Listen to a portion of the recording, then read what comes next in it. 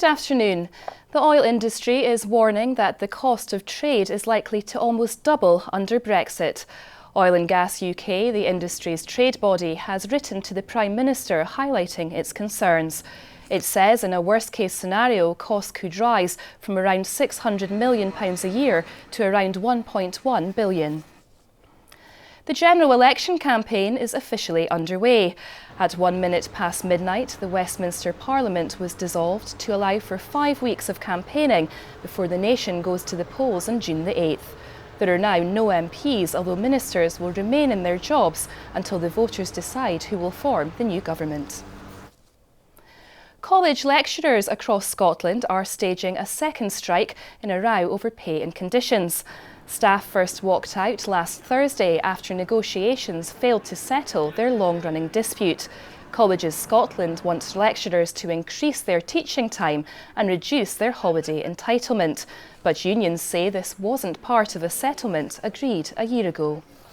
If you agree to something and you can't go and change the goalposts after you've made the agreement and signed the agreement, we're happy to sit and discuss terms and conditions, but it's a separate issue. It's not tied into the pay deal that was decided 12 months ago.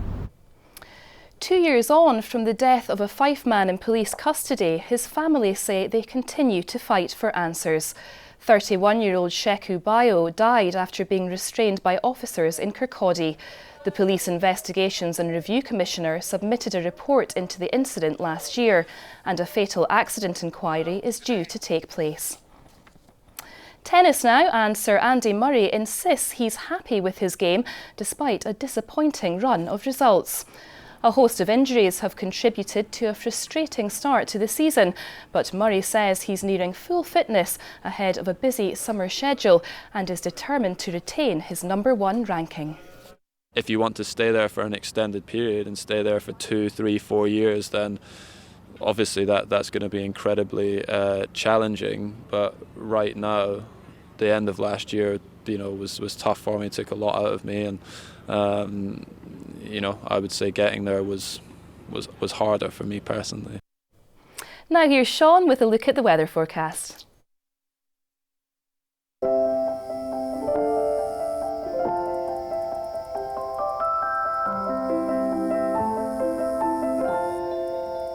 STV Weather, sponsored by Thompson.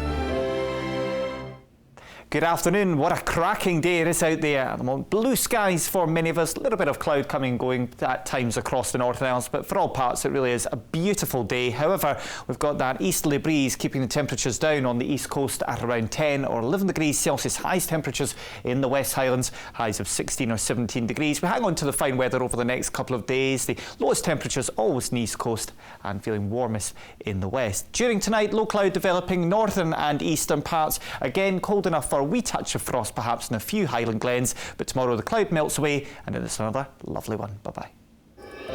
STV Weather, sponsored by Thompson.